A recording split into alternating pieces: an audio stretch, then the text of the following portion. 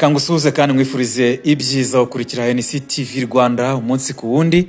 Nizere ko umeze neza cyane kubyo werekejeho umutima kandi bikaba biri kumeje kugenda neza. Niyo bitagenda neza ugira ukwizera ejo cyangwa ejo bundi bizagenda neza. Ikiruta byose umuntu aba agomba kwishimira nuko bafite ubuzima kandi ubwo buzima nicyo gishoro kidushoboza kugera kuri byose byo tugeraho byose muri rusange tubigeraho kuko dufite ubuzima. Nyugusuhuza kandi ukwifuriza ibyiza. Nitwa Clement Ndayisenga, ngushimira cyane wowe wamajize gukora subscribe kuri channel yacu ari nayo yanyu ya NCTV Rwanda kugira ngo amakuru n'ibiganiro tukugezaho bijye bikugeraho mu bambere. Nyemera rero muri aka kanya nkugezeho iyi nkuru ugezweho muri aka kanya tuganire kuri iyi nkuru. Ni inkuru rwose itangiye gucicikana mu mugoroba kuri uyu wa kane tariki 21 Ukuboza umwaka 2023 ivuga ko Kiliziya Gatolika mu Rwanda yahumurije abakristu bayo ko itazaha umugisha aba bana bahuje ibitsina bamwe bazwi nk'abatinganyi.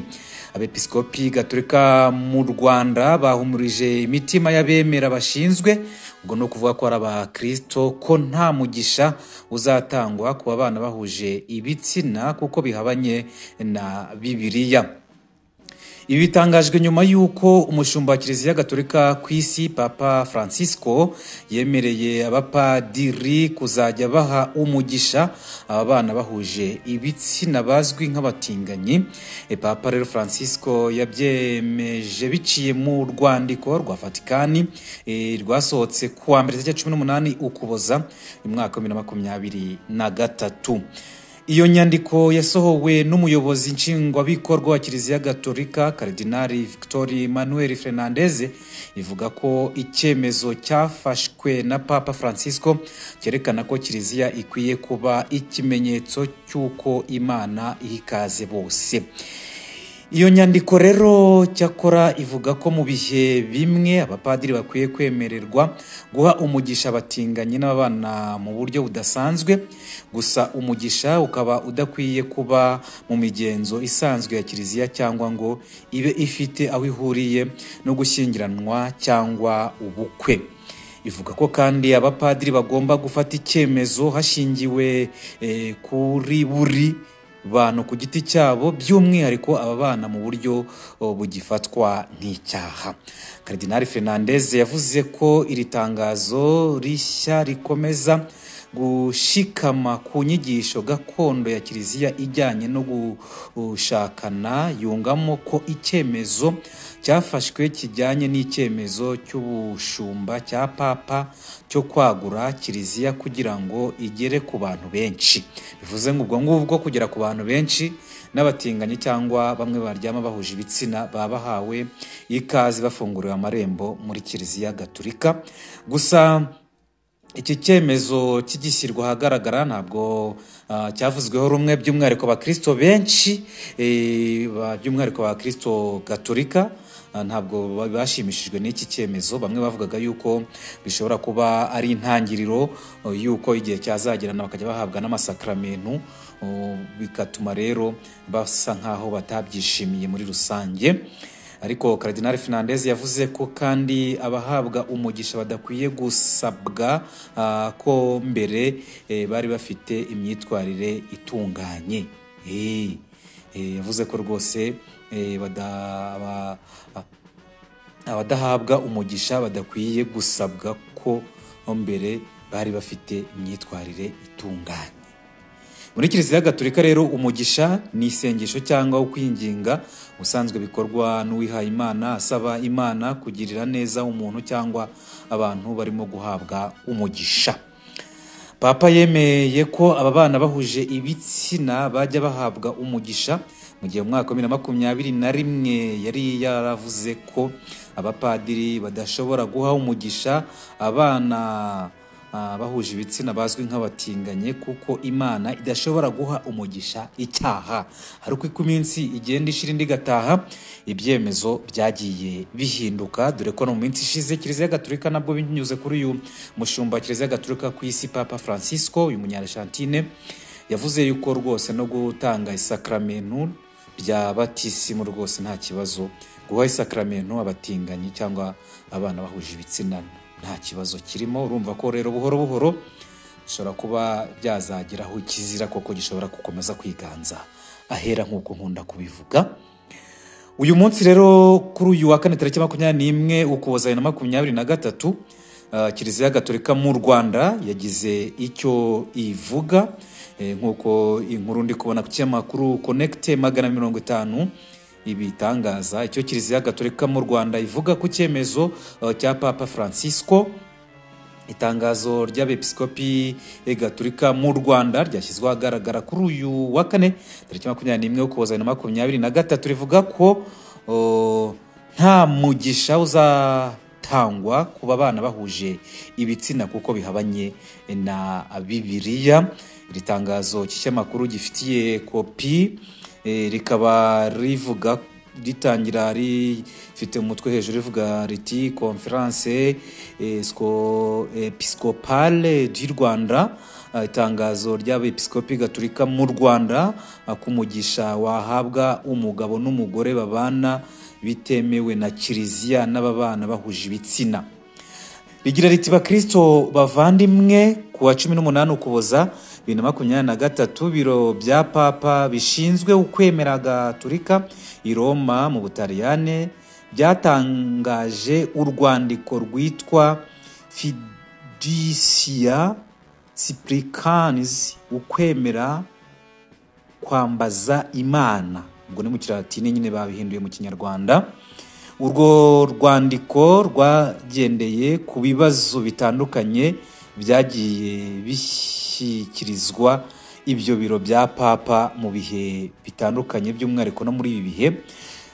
Iyo ni ingingo ya mbere rero. Ingingo ya kabiri bati twebwe abepiskopi banyu tubandikiye iri tangazo tugamije gukuraho urujijo no kubahumuriza nyuma y'uko urwo rwandiko rukuruye impaka nyinshi n'impungenge ku mugisha wahabwa umugabo n'umugore babana ku buryo butemewe na Kiliziya n'ubwo wahabwa ababana bahuje ibitsina.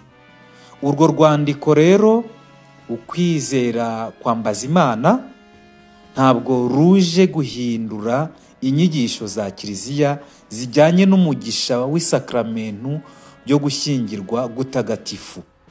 Uwo mugisha w'isakramentu ugenewe umugabo n'umugore.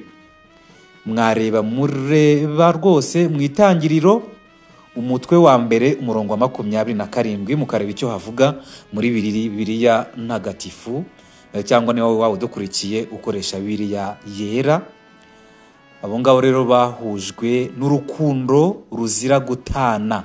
Ukaba ushobora no kureba kandi muri Matayo umutwe wa 19 umurongo wa 6, kandi urwo rukundo rukaba rugamije kororoka cyangwa kubyara. Ingingo ya 4 umugisha no kwiyambaza Imana no kuyisaba inema yayo dusabira umuntu cyangwa ikintu. Umugisha ugamije gutagatifuza, gukiza no gufasha umuntu guhinduka. Ingingo ya 5 guha umugisha umugabo n'umugore babana mu buryo butemewe na Kiliziya ntabwo bigomba kwitiranywa n'isakramentu ryo gushyingirwa. Kubana kw'abantu bahuje igitsina bihabanye rwose n'amategeko y'Imana n'umuco wacu. Ako kantu rwose ni keza cyane muri iyo ngingo ya 6. Umuco wacu nk'Abanyarwanda. Umuco wacu kuko urabizi ko agahugu umuco akandi uwundi, kandi ubona ko hari ibyemezo bimwe na rimwe bigenda bifatwa ugasanga byagerageje kwinjirira umuco. Hari ibintu bimwe na rimwe bishobora kuba atari kirazira mu muco wabyo, ariko byakwinjizwa nko mu muco wacu, umuco wa Kinyarwanda, ugasanga bifashwe nka tabu cyangwa umuziro. Ingingo ya 7 rero ivuga ko kuba umugisha wahabwa ababana bahuje igitsina byatera urujijo ku isakramentu ryo gushyingirwa. Naho ingingo ya 8 ikaba igira iti dukurikije impaka n'impungenge zatewe na Firidisia Subrika, ubwo ni kwa kwemera kw'Imana. Ubwo ngubwo rero muri iyo ngingo ya 8 hakenewe inyigisho zimbitse zafasha kurushaho kumva neza impuhwe z'Imana zigamije gukiza agaciro k'isakramento ryo gushyingirwa n'ubwoko bw'imigisha itangwa. Ati hakwiye inyigisho zimbitse n'urwo rujijo rukavaho, ariko biragoye yuko urwo rujijo rwazavaho. Ikizira bareke kibi kizira, n'icyera kibe icyera, kandi koko ikizira kiye gukomeza kwiganza ahera nk'uko ngewe njya nkunda akubivuga. Ngo ngubwo bakomeza bagira bati abepiskopi gatolika mu Rwanda bose ko ari 9, bakomeje bagira bati bakristo bavandimwe, bahita bakomeza mu ngingo ya 9, mu gusoza inama y'episkopi gatolika mu Rwanda iramenyesha abaseserdoti, abiyeguriye Imana, abakristo bose n'abantu b'umutima wubaha Imana ko inyigisho za Kiliziya ku gushyingirwa gukristo zitahindutse, kubera iyo mpamvu Kiliziya gatolika ntishobora guhumugisha umubano w'abana bahuje igitsina, kuko byaba bivuguruza itegeko ry'Imana n'umuco wacu. Umuco wacu rwose tuwukomereho. Mu ngingo ya 10 turasaba abaseserdoti, ubwo ni abapadiri, abiyeguriye Imana n'abandi bakristo mwese dufatanyije ubutumwa kuba hafi no guherekeza urubyiruko rwacu n'ingo z'abashakanye, dukomeza guha agaciro isakramento ryo gushyingirwa n'ubudaheranwa bwaryo butagatifu. Mu ngingo ya 11 ari nayo ya nyuma ati turangije tubaragiza Bikira Mariya nyina wa Jambo, mwamikazi wa Kibeho, wadushishikarije gusenga nta buryarya no gusabira Kiliziya. Tubifurije Noheli nziza n'umwaka mushya muhire w'2024.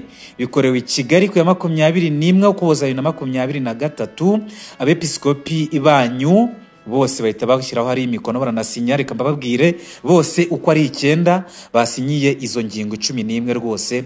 Umuntu atabura kuvuga yuko zije zikenewe mu gihe cya nyacyo, kuko itangazo rya Vatican ryashyizwe ahagaragara ku wa mbere. Kiliziya gatolika rero nyuma y'iminsi 3, kuko hari kuri 18 y'ukuri 21 rwose ivuga iti twitandukanyije rwose na n'icyemezo cya Vatican icyo kuba abaryamana bahuje ibitsina cyangwa abatinganyi bahabwa umugisha. Kiliziya gatolika mu Rwanda ivuga ko itaha umugisha icyo cyemezo, turayikeje rwose. Abepiskopi banyu rero barangajwe imbere na Antoni Kardinale Kambanda, arikiepiskopi wa Arkidiocese ya Kigali, akaba na perezida w'inama y'abepiskopi gatolika mu Rwanda, ashyiraho umukono rwose arasinya. Filipo Rukamba, umwepiskopi wa diocese ya Butare, ashyiraho umukono hariya rwose arasinya neza cyane. Vincent Harorimana, umwepiskopi wa diocese ya Ruhengeri, ashyiraho umukono arasinya neza cyane. Celestine Hakizimana, umwepiskopi wa diocese ya Gikongoro, nawe ashyiraho umukono arasinya neza cyane. Anakreti Mwumva neza, umwepiskopi wa diocese ya Nyundo, ashyiraho umukono arasinya neza cyane. Edouard Sinayobye, umwepiskopi wa diocese ya Cyangugu, ashyiraho umukono arasinya. Papiasi Musengamana, umwepiskopi wa diocese ya Byumba, ashyiraho umukono nawe arasinya. Yohani Maria Vianney Twagirayezu, umwepiskopi wa diocese ya Kibungo, nawe ashyiraho umukono arasinya.